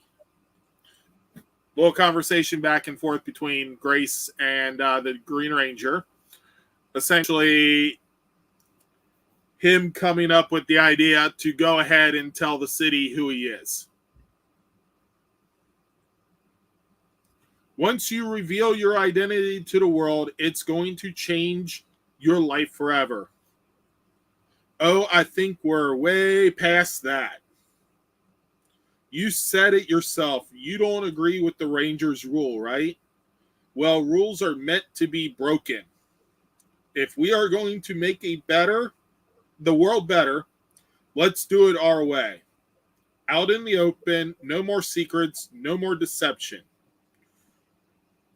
And we start right now with Angel Grove. And yes, I actually cut off the first part of Grace's little statement because, we want you to read the issue. Exactly. To find out who the Green Ranger is. And like he said, that is the legacy cover. Yes, and the legacy cover, you can actually tell that the people walking around the youth center around the Rangers are Zedd's chaos putties in disguise. Yeah, that's also in the volume right there. Yep. And there's a lot of variants for the number 5 for 6, 7, 8. So yeah, and I do like how, because like I said, guys, the reason why I like the volumes because they have a lot of good variant arts in here, which is really cool. Like this one right here, the pink and the white Ranger. So issue 6 of Mighty Morphin will actually pick up at the end of issue 4 of Mighty Morphin. So there you go, guys. So issue 5 is the origin story. It shows how this individual was chosen, why they were chosen. It shows that Billy has been in on it the entire time, aiding Grace in this. And yeah. So let's just say if Zordon were to ever find this out, this version of Zordon might be not too happy. So let's hope you don't find out. Yep. Yeah, like that's gonna happen. So. Yeah. All right. Considering we already know from previous issue, Aisha has already figured out Billy's helped. She doesn't know the extent, but she already knows Billy's helped. Yeah. Mm-hmm. So issue 5 of Power Rangers. Legacy cover. Yep. And yes, that is Zach playing that card game on Onyx. See, that's because yes, they visit Onyx, the planet of evildoers, the Wild West. The Wild West planet. Let's just call it that way. Yeah. Well, planet. Let's just call it that. Basically. But look at the opening. Oh, that's supposed to be them. Trying to hide who they are. Jason and Zach. The legacy cover is included another artwork in the art gallery right here, guys. So it Uh-huh. is included in there, and this is the I think this is the legacy cover for 6. Is this the legacy cover for 6? I don't know. I didn't pull 6 out for Power Rangers. I just pulled it out for Mighty Morphin. Okay, all right, that's fine. That's fine though. You're good. Yeah. But yeah, this is I'm guessing that's a variant for legacy. I don't know. Maybe I don't not. know. You'll have to go back and look sometime. But go ahead. But here, Zach's interaction with, I believe that's supposed to be Villamax. That guy's supposed to be Villamax? I think, I don't know. I can't remember 100%. Hold I thought on, Villamax had that collar. Oh yeah, that's Villamax. I thought you were talking about the big freaking purple dude. I'm like, wait a minute, what the? I was way ahead. No. Yeah, that is Villamax. But of course, you know, they sit down to play the game. Trini's left to babysit Draken and work on fixing their ship. Mm-hmm. I do think it's kind of funny how they include a Lost Galaxy character in this story as well. Oh yeah, it's an entire universe. That's pretty cool, though. So of course, Draken keeps following Trini around. I mean, I don't blame him. I mean, it's Trini, but you know, he's a little creepy at it. Yeah, and he's not creepy for holding Saba's head. That's just mental. You got that right. My God. Yeah, I mean that there is just, you know, mental issues, and he probably needs therapy on that. Him being creepy around Trini, that's something else. I mean, granted, it's not creepy like he's trying to hit on her, but yeah. I mean, just the way he's just holding it, it's like, Saba, what do you think about this situation? Oh, wait. Just so messed up. Yep. And then, of course, you got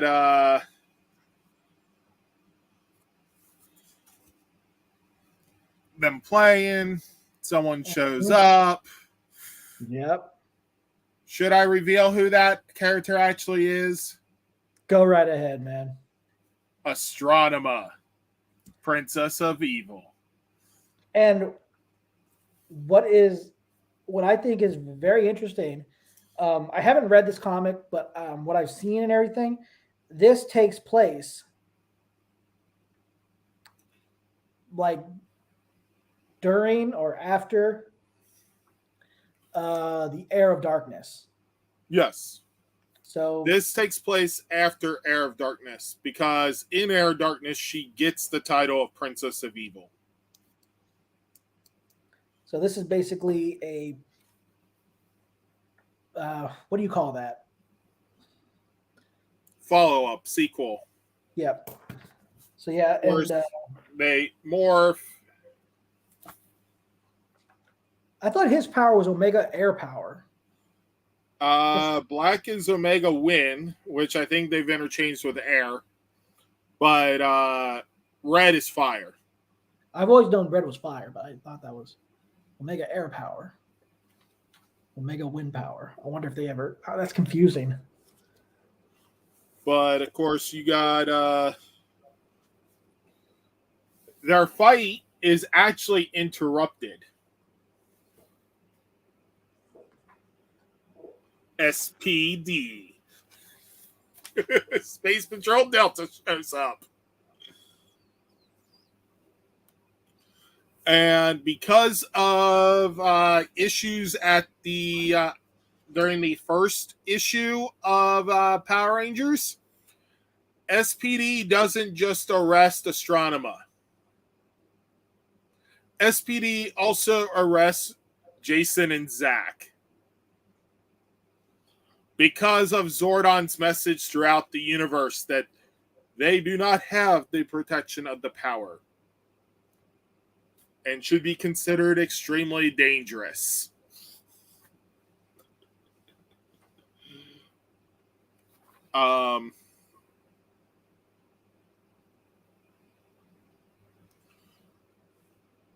Yeah, so they actually, SPD shows Jason in Zordon's message declaring them fugitives.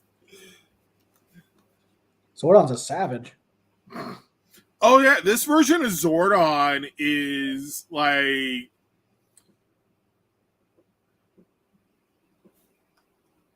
think of it this way. The difference between the Old Testament and the New Testament with God. In the Old Testament, he's like brutal and not like a strong hand type God. Whereas in the New Testament, he's more softer.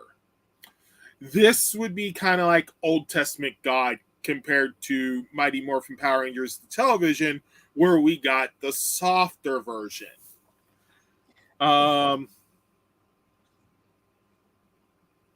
Yeah, because Zordon literally says that they should be considered extremely dangerous and a threat to the safety and well-being of all. Right. And yes, that is Zordon talking about 3 of the Rangers he had originally chosen. Mm-hmm. So, of course, you got Astronema and Zach in a prison cell together. They do fight.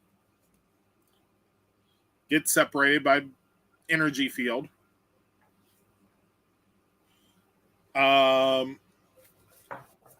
Draken gets attacked because,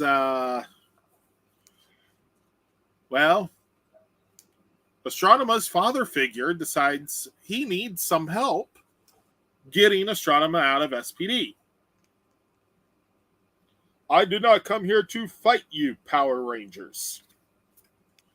My name is Ecliptor, and I am here because I believe we can help one another. And to be continued. And what startles me the most, Ecliptor is wearing clothes. Like, he's got a shirt, he's got pants, which tells us that the entire time of Power Rangers in space, Ecliptor has been walking around in the nude. So, which means Ecliptor is the first character to be confirmed to be fully naked during a season of Power Rangers. dear God, Rick. Comics proved that. So, all right. Yes, he's an alien creature, so who actually cares? They didn't actually show anything, but So let's go still, ahead. if you think Power Rangers is a children's show, well, apparently they have nudity. All right. So, guys, with Rick's topic, Rick, what would you like to say, man? Oh, definitely support your local comic book shops, the small businesses, support the paper copy, whether it be individual issues or trade paperbacks. Yeah. Because they're amazing stories. Boom Studios has done one hell of a job with this. Yeah. And honestly, these are a lot better than the old comics by Marvel, I think it was, and a few other studios. Paper cuts they used to do. Yeah. But I gotta say, guys, I mean, these are planned. So you got actual stories being planned, whereas the old ones were just little one-offs here or there about little things going on. just random stuff. Yeah. Now, they're inspired by the show, but they're taking their own direction. Now, with me, like I said, guys, if you want to just, read 4 comics in 1 volume, I would definitely suggest these right here. Or if you want to get them individually issues, that way you'll be able to catch up. You got those options right there. So, Which, yes, that is Mighty Morphin 6, the legacy cover. But still, since I pulled it, I might as well show it. And, like I said about these, because they do have a variant art gallery. And that's what I like about it, too, because it gives you a look at a lot of the variant arts that they have. Yeah. A good amount of them. So, Oh, yeah. But here's something for everybody. Issue 19 of Power Rangers. Look at Trini looking like she's evil. Oh, dear God. And Zach's just like, yep, I guess I'm along for the ride. So, but like I said, guys, if you are very interested in these type of comics, personally, with me, because if you like to collect the variant comics, but then the variant covers and all that stuff, that's fine. But the reason why I say like the volumes here, you've got a good amount of the variants in here. Or you could go for the deluxe edition, which is a lot of money. But the variants in here, it's pretty cool that what kind of variants you can get in the cover gallery. That way you're not collecting a bunch of the, same issue in a different variant cover. So one thing about this, I'm not going to spoil it, but I will tell you how the one issue had a funeral for a cover. This issue tells us who it is. And my predictions, completely wrong. That's all I'm going to say about that. So definitely go to your local comic book shop. This came out last week. Guys, they were way Mighty off. Morphin came out the week before. They're going to have back issues. You can buy, several issues, enjoy them. Trade paperback will be coming out probably in the next couple months. That includes this issue. It is part of the Charge to 100. It is getting really good. And it has the sticker on there, right? Yes. Not the sticker, the logo. Is that a sticker or is that No, it's printed. It is literally printed on there. So I'm guessing if the volumes come out, they'll have that on there too. So yes, most likely. And what they need to do is not, so like issue 100 needs to actually be like the final issue of one of the volumes, not be like the middle issue. Right. That's where I would feel it should come out. So, guys, we are now in our last topic of this evening, which is our Power Rangers Dino Fury Season 2 episode rate. We'll be talking about episode, I think this is episode 10, Losers Weepers. Now, in this scene, we have a little bike race between Izzy and Ion. So I'm guessing, because Ion might have lost the bike race or something like that.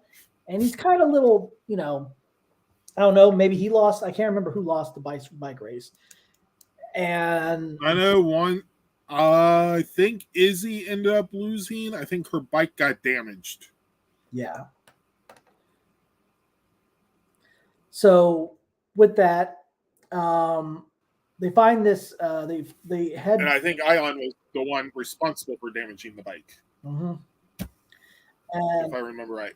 I believe so, yeah. And so I'll go look at the episode. They end up near Area 62, which is, who's there? The villain. And they find this random run across the villain, so that kind of hurt. That would have been funny. Yeah, I'm gonna look at the episode. I remember a little bit of it, but I gotta go back and look at it. Okay, so yeah, let's see. Is he? Oh, would you stop at this freaking pop-up thing? It's so annoying. Let's see. All right. They won't. It's called nearby. Okay. So sending. Okay, yeah, sending her. So yeah, Izzy did. Ion accidentally bumped into Izzy, like Rick said, and he was right. about that. And as walking to check up on her, Izzy accuses Ion on doing it on purpose, like Rick said. So her bike now has a bent wheel before they looked at the wreck to see it was a Jeep that was from Area 62.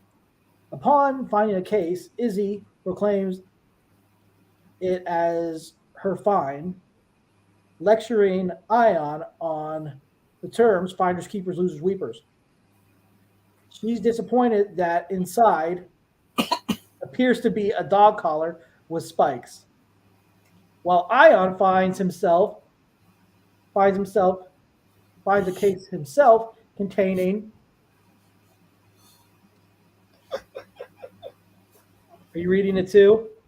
No, I remember what he found. He finds money, Uh-huh. which he keeps for himself in retaliation. Which Izzy turns around and tries to take back the finders keepers thing. Yeah, it didn't work out in that. So that was very. Yeah.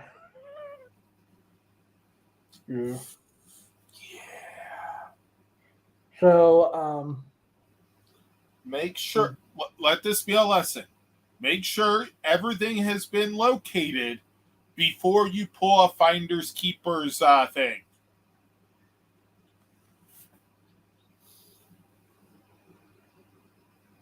Don't actually do something like that. So once they leave Mucus, she finds a collar, puts it on, which causes her to grow giant, while being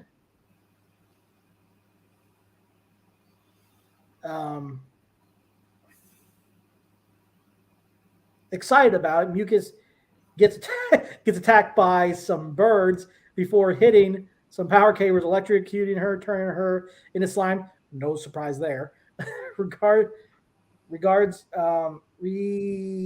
back to regrets whatever back to normal as she reformed.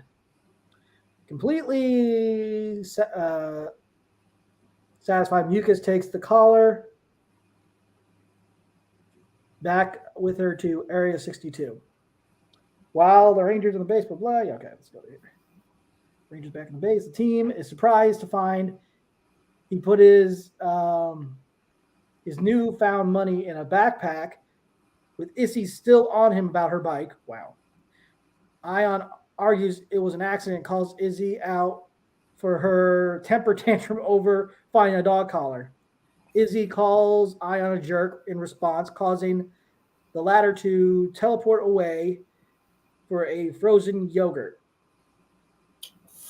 Annoyed by Izzy's comment, Ion goes on a shopping spree with the money, which he starts to wander while admiring his new jacket, hat, and sunglasses.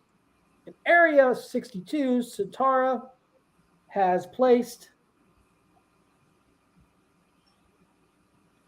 Tarek in the cryopod, mocking him, asking her husband if he's mad of how powerless he is to stop her now. Wow, what a bitch. Yeah, I guess the marriage is not going very well. The honeymoon's over. She does not let Slither nor Wreckmate know that Tarek was Void Knight and has them focus on crushing the Rangers. Mucus comes in with the collar, explaining to Centaura what it does. Intrigued by the power of the collar, Centaura goes to the machine, pulls out a sporic cell. It hatches into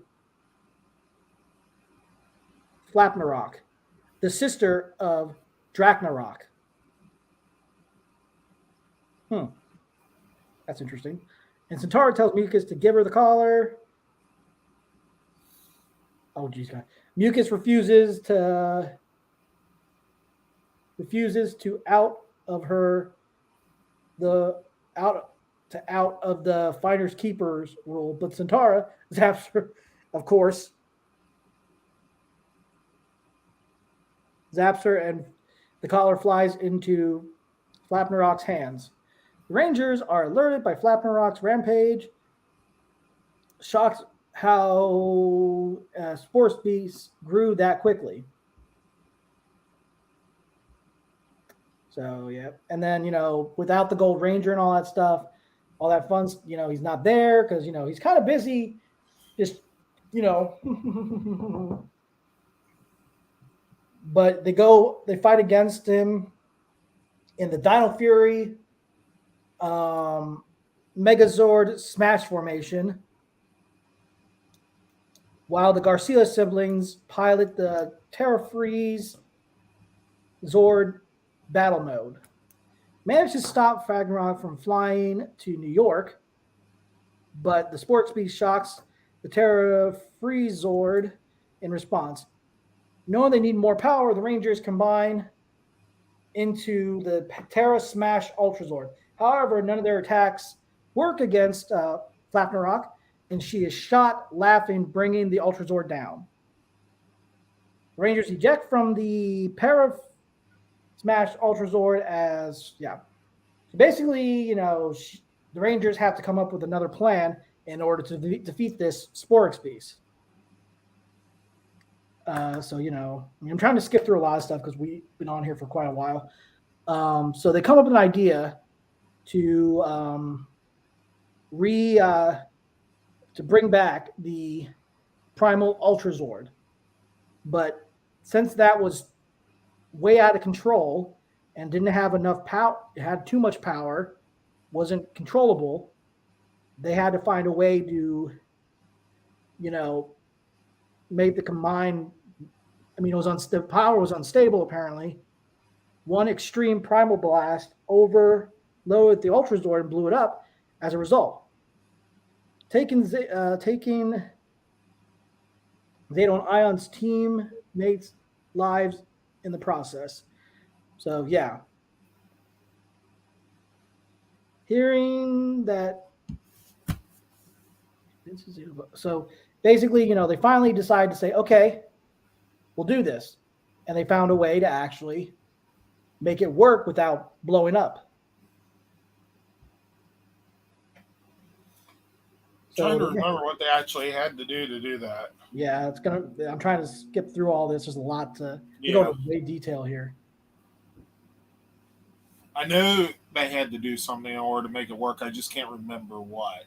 They had some sort of way to stabilize it and make it work. So they defeat Flapnerok, and my nose is itching, guys. Sorry. Yeah. Oh. The triple beans, blah blah, and then in this scene, Iron shows off. He spent money on one last thing. He spent it on a new bike for Izzy. So yep. all that ends well, and everything good. This episode was really good. I enjoyed it. I'm definitely giving it a 10 because, they're bringing back an Ultra Zord that was already used at the beginning, in season 1, in a flashback scene, but explaining that the reason why he was hesitant because it was too powerful, and there was nothing they can really. It was unstable. So, but I give it a 10. The story was great. I really enjoyed this episode. Rick, what would you give this? Well, from what I can remember, it was a decent episode. I'd probably give it about a 7. Okay. I mean, it's just the fact that they've already been through so much that this feels like it should have been like some of the stuff in this episode should have been more towards when Ion first got to be part of the team. The Finders, Weepers, the accusing Ion of hitting her bike on purpose, stuff like that. Not after you've been a team for a while. They're going on a year of being being teammates, give or take. All right, I get that. I mean, I gave it a 10 because of how they reintroduced, they brought an Ultra Zord that they've already used Yeah, in the past, and that's pretty cool. but I mean, I get that part being, this far into the series because they just got the Zord, stuff like that. But just the conflict between the two Rangers is something that should have happened at the beginning of their knowing each other, not this far into it. Like, if Izzy still believes Ion would do something like that on purpose to win, then does she actually trust him in battle?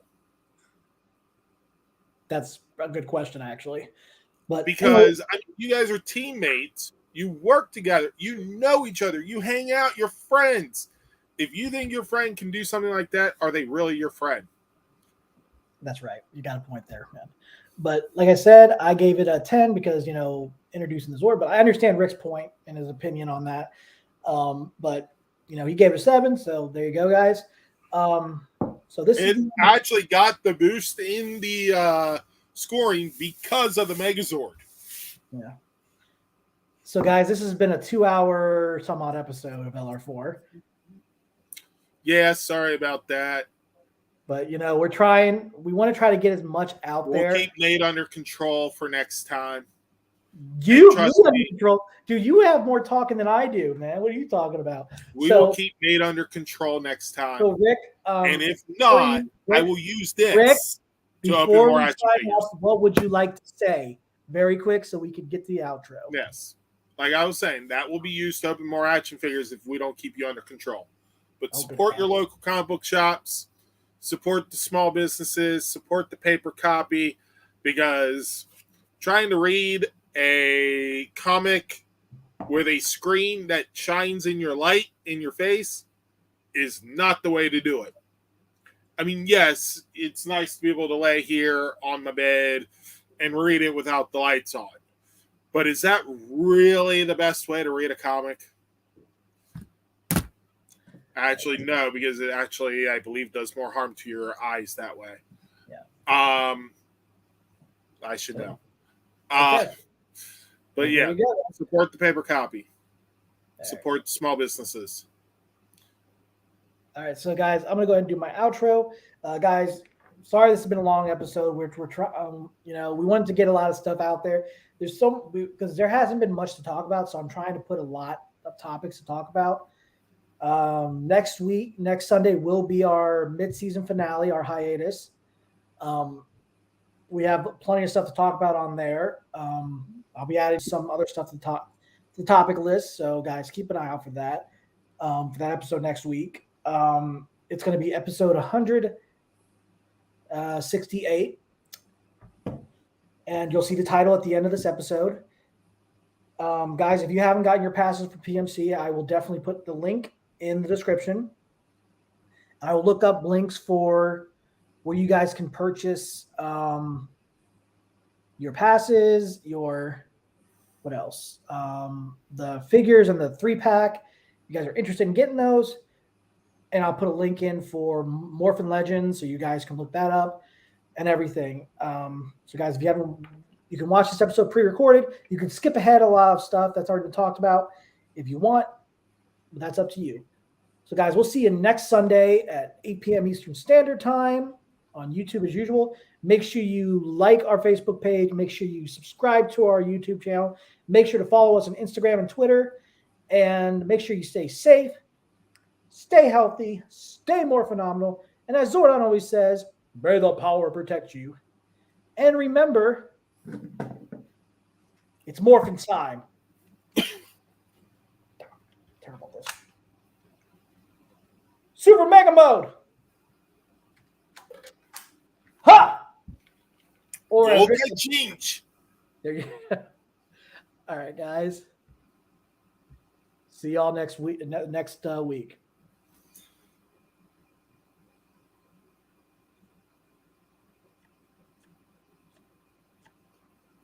What else is there? Yeah. The challenge. Huh.